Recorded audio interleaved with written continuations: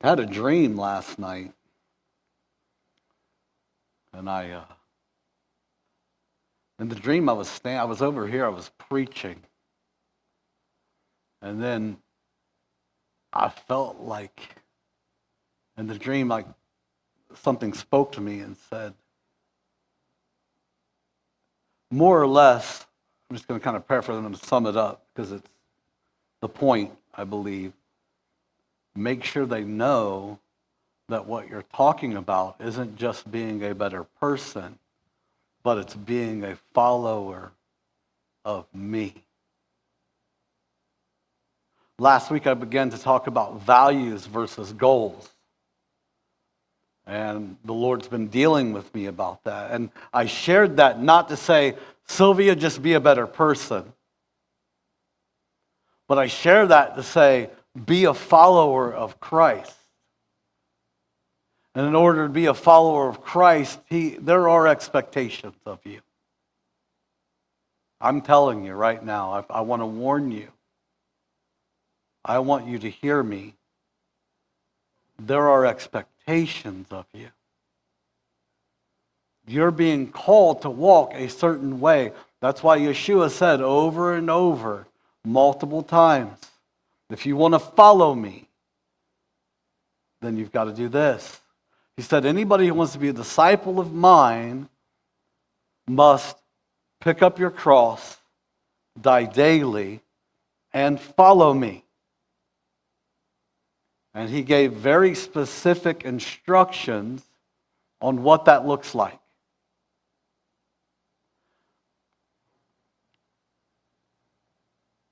It's interesting that we take some of God's word very seriously, but some of it we do not. Some of it is very lofty and very high and requires very much. This part doesn't, and we cling to it and grab a hold of it. Jesus died for you. You were a sinner. He died for you on the cross, shed his blood, took all of your sin upon himself. You put faith in him, and you're forgiven. Who here believes that? Well, if you don't, you should, because it's true. It's that and. The statement I made a moment ago.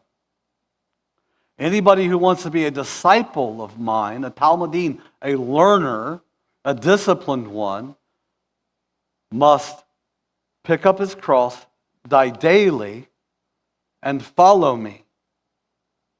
He made statements like, if you love your mother or father or anyone more than me, then you are not fit to be my disciple. Something that we need to search our hearts about is, do we believe that? The same way that we believe that he died for our sins and it's nothing that we had to do, that he did it all himself. It's yes and.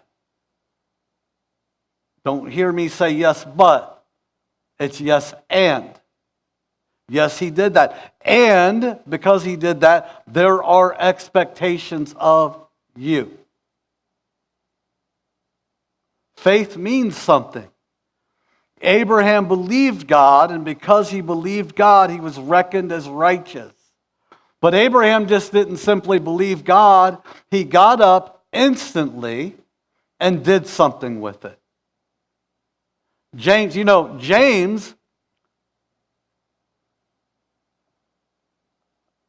is probably one of the most Jewish books in the New Testament, in the Brit Hadashah. Martin Luther, the great theologian who, justification by faith, the one that you cling to, right? You cling to his teaching on justification by faith. He wanted to remove the book of James because the book of James said something like, and not like, it says this, You show me your faith without works, and I'll show you my faith by my works. So faith in Jesus looks like something. It doesn't look like just a thought in your head. Hear that. Faith in Jesus does not just look like a thought in your head. And get this, it does not look like a pitter-patter in your heart either. It's not an emotional response. It's not a little shed tear. It's action. It requires something. So I want to tell you, the things I'm sharing about the values that I'm digging in, they are who I am. I am a believer in Jesus. And because I am a believer in Jesus, I carry these core values in my inner being. Continual growth, positive impact, honesty, generosity, servanthood. And this week, the Lord, I told you I've been building the list because it's not a natural thing for me. So I've actually really been praying, seeking the Lord, building the list. So the Lord spoke to me in my conversation with Him that one of the values that I have that I didn't have before I came to faith in Him, before He filled me up with the Spirit, is the willingness to do the hard thing. I've been saying that to you guys. Do something hard every day. Every single day. Do something hard. I used to run from that. I don't run towards it anymore, but I don't run from it. Oftentimes I run towards it, like, to be honest. It's not easy to do things. Dennis yesterday led outreach. The Jehovah's Witnesses are in town. That's where we're going. That's a hard thing. That's some hard ground. Believe me, I've been there. He ran towards it. He did the hard thing. So I had to come up with one, because I want this to be a one-word thing, right? Like the whole value, I don't want it to be a complete sentence. That makes sense, right? Just one word. So the word I came up with, I honestly Googled it. What are some words that sum up willingness to do the hard thing? And there was like resolve and some other words. But the one that stuck out to me is grit. I have grit. And in order to be a follower of Jesus, I want you to hear me. You've got to have grit. Jesus said, unless you eat my flesh and drink my blood, you have no life in you. And many of his disciples said, this is a hard saying. And they walked away. And then he looked at those who didn't walk away and said, are you going to leave too? You have the words of life, Lord. Where am I going to go? And that's where God's brought me to. And that's why that's where I think this value of grit in me lies, is in the reality that I've been in a lot of other places and there was no life there.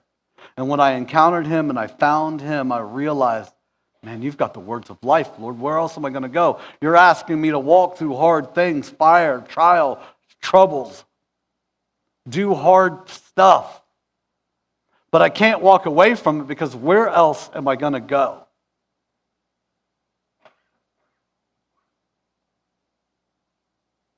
Let's do the hard things.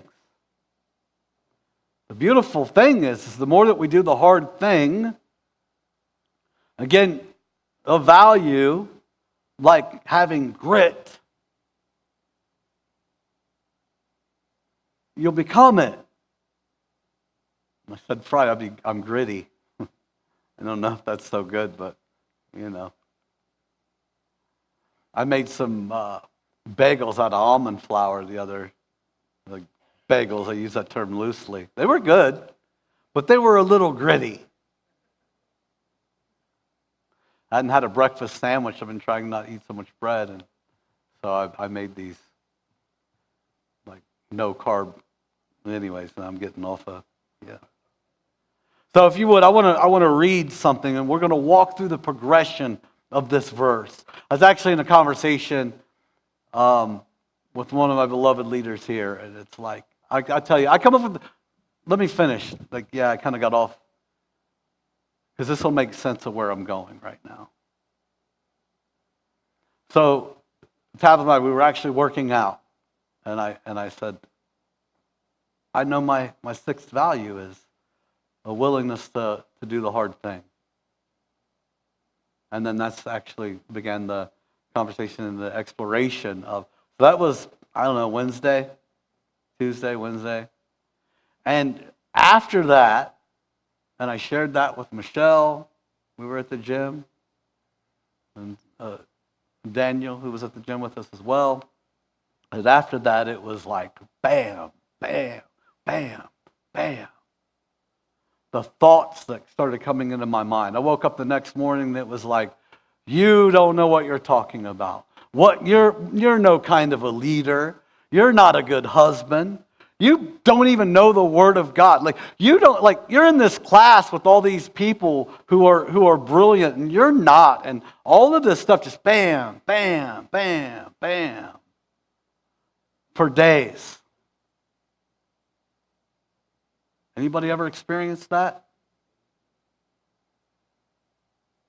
If you haven't, then I would really question my faith.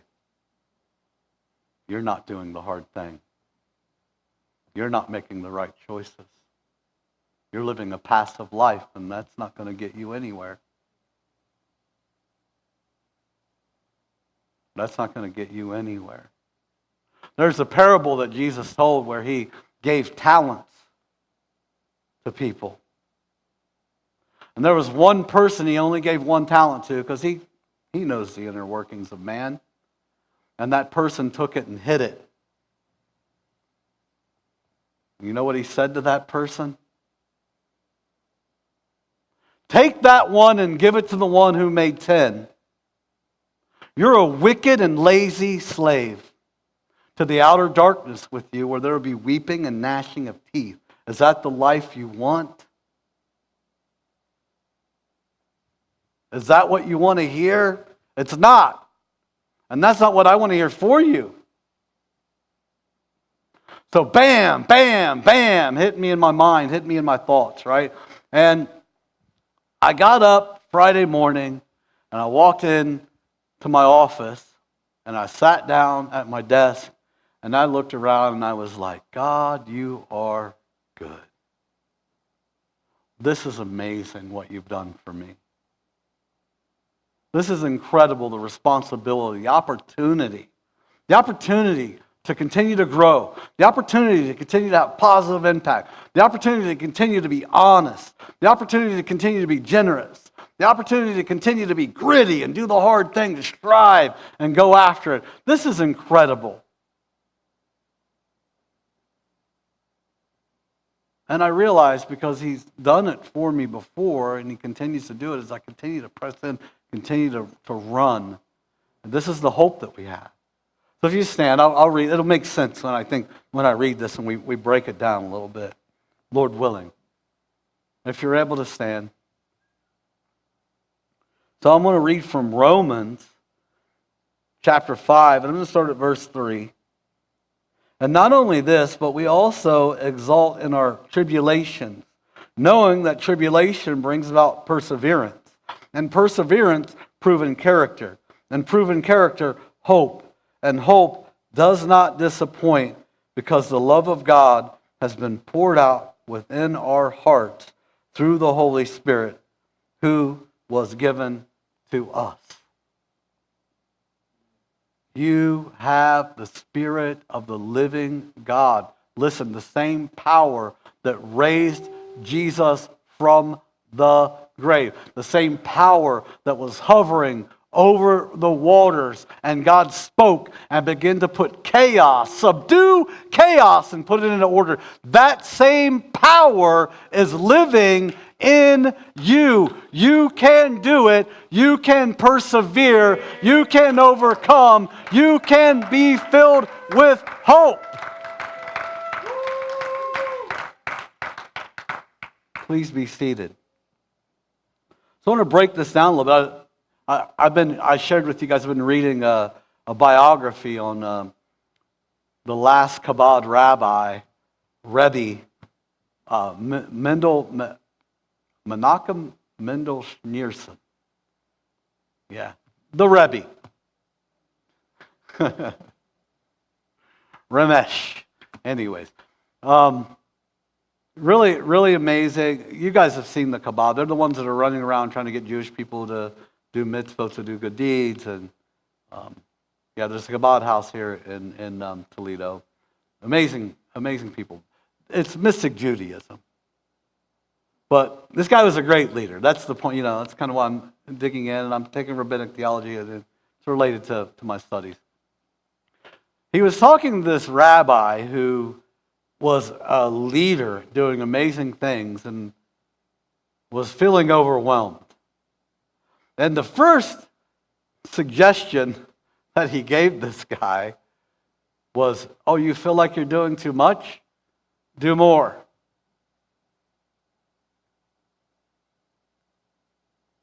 Do more. The purpose you're created is to do more than you ever thought you could do. How else can God work through you? How else can God be shown glory through your life?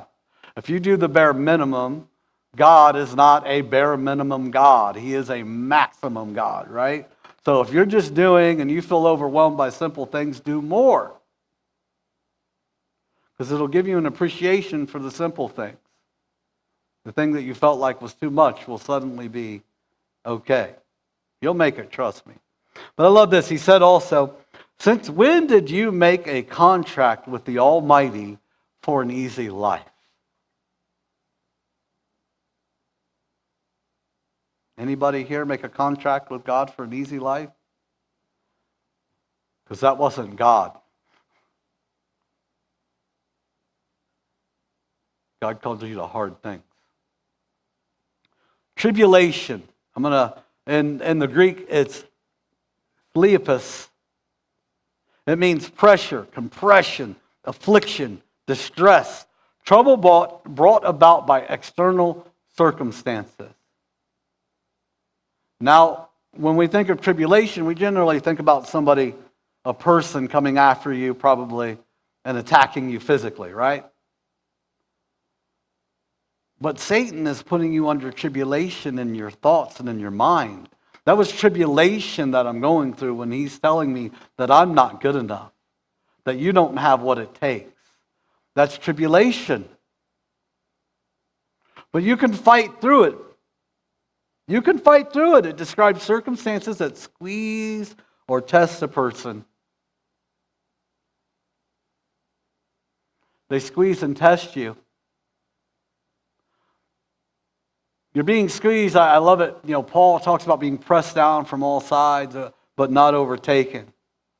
He talks about being afflicted, but these being light, temporary moments of affliction. 2 Corinthians chapter 4. He actually talks about we're dying daily. Believers, we should be dying daily so that the life of Christ can live through us. So it's only right that you're going through tribulations and listen, I am a believer, a firm believer in the absolute sovereignty of God. Tribulations that you're going through, He's allowing it. We all know the account of Job. Satan came. God actually asked him, and I know that can be challenging, right? What are you doing, Satan? Oh, I'm traveling the earth looking for somebody to mess with. And God said, have you considered my servant Job? He had a plan in it. I think that's a starting point, right? Is we've got to understand that God's sovereign. He's got a plan in it. And we've got to understand who God is, that He's good. that He's loving, that He's all-knowing, and that His plan is to produce something in you, through you, and out of you.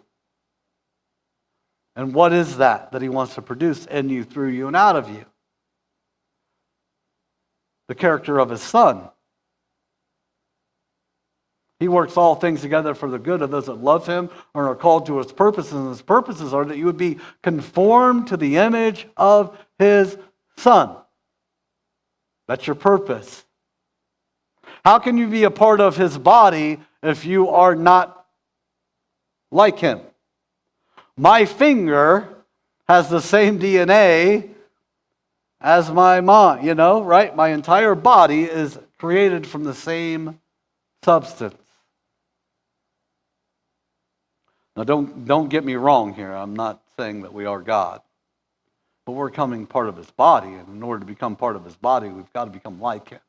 If you're not like Him and doing things that He told you to do and things that He did Himself, then you cannot be part of His body. He can't be going this way and you going that way and saying, I'm a foot. A floating foot off by itself is weird.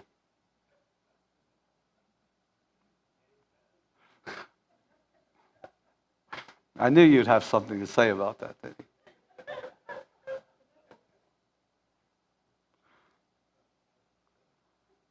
So these tribulations come to produce death in us, that the life of Jesus can be manifest through our life. God's doing it for a purpose. I love Art Katz. Peace be upon him. May he's with the Lord. May he be experiencing the grace of God right now in His presence. He said, these tribulations are God's provisions for shaping Christ's character in us. Perspective. If we shift our perspective and realize that the tribulations, the hard things, the thoughts, right? Take every thought captive and make it obedient to the knowledge of Christ. There are opportunities for us to be strengthened and to overcome negative thoughts. To overcome that Yetzer hara, that evil inclination. Sin is crouching at the door and its desire is for you, and you must overcome it. God wouldn't have said that we could, that we must if we couldn't.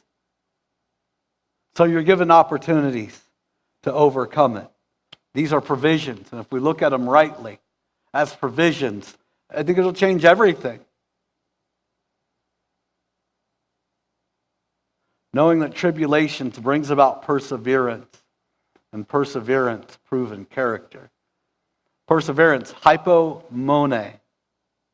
Hypo means to be under. Mone means to remain, stay, or abide.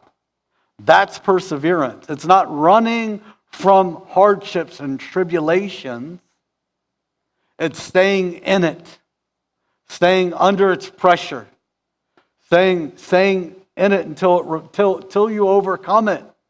These who overcome, these rewards will be given. That's our modern culture, our modern society, is we want the maximum reward for the minimum input. But we're not a modern people, we're a biblical people. So we understand in order to get the maximum reward, it requires the maximum input, and that requires persevering through tribulations. That requires staying in the hard things when they're hard and not running from them. Here's an example from my personal life. I've had some kind of shoulder issue. There was a moment there, a couple of months, right? I couldn't pull the covers over myself. But possibly have a torn rotator cuff. I don't know. Whatever, they did an x-ray. It doesn't matter. So they told me to start going to PT, physical therapy. And I thought, well, I've heard this person, that person, surgery, and this thing, and I'm like, oh man, I don't want to get surgery. So I'm doing these, what started off kind of silly exercises, but they hurt. or I got to do these door stretches, and then I progress to doing these other things. And you know what? You know what I'm doing now, Greg? I'm still going to physical therapy twice a week. Look at this. I couldn't do this. I couldn't do shoulder presses. I couldn't do any bench pressing. I am back at really lightweight doing shoulder presses and chest presses. No surgery. It hurts. But it doesn't hurt as bad as it did. I keep stretching and it hurts. And I'm regaining my mobility. Doing the hard thing. It's hard.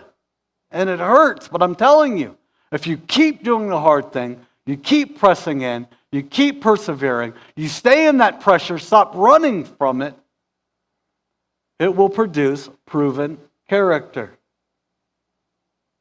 It'll produce proven character in you. The tribulations come. The hard things come. Listen, your health issues come. There's, what are you eating? Are you eating a bunch of sugar? And you wonder why your joints hurt? Do the hard thing and stop eating sugar. I know it's hard. Sugar is really good. It's delicious. Makes you feel all tingly. Right? And the more you eat it, it's like the more you want it. And the more you eat it, the worse you feel. It's the hard thing. Do the hard thing, right? Persevere. You can do it. Again, you have the Spirit of God living in you. The ability to endure difficult circumstances faithfully. Jesus never promised you an easy life. When did you make a contract with the Almighty for an easy life? If you said, yes, Lord, I do. If somebody told you a false gospel, that you would come to Jesus and everything would be easy for you, I'm here today to remove that from your understanding. Jesus said, anyone who wants to be a disciple of mine must die daily, pick up his instrument of suffering, the cross, and follow me. That's what he said.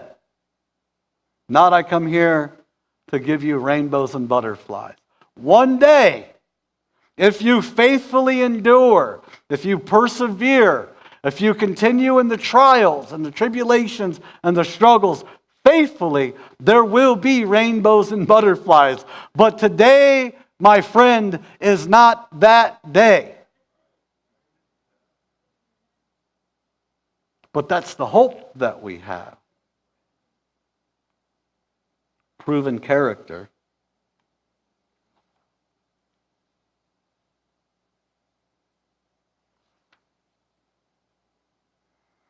Character, reputation is what people think of you. People will look at you and have an idea of who they think you are. So last week, I believe it was, I had an encounter at the gym. I was on the row machine. I do the row machine. The Wolverine, as Michelle calls it. Because it'll tear you up. No. But I'm on it, and I'm wearing a t-shirt that Magali made.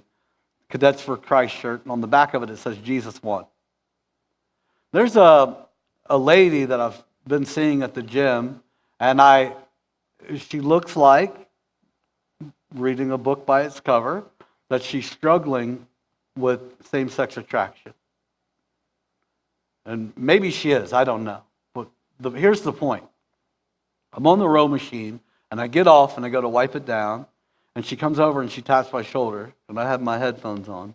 So I pop one off. And she said, I just wanted to say thank you, because you're always wearing these shirts in here.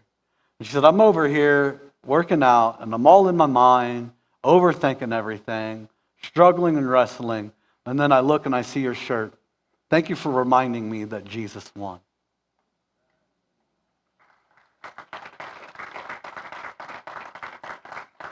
So reputation is, and I haven't had a conversation with her, so I don't know.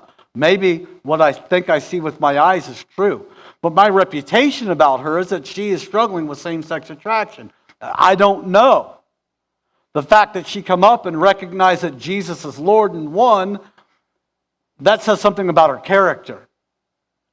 Character is who you are when nobody's looking. So trials, the tribulations come, they test you, they put you under pressure, you persevere through them, you remain in the pressure and overcome them, and this produces proven character.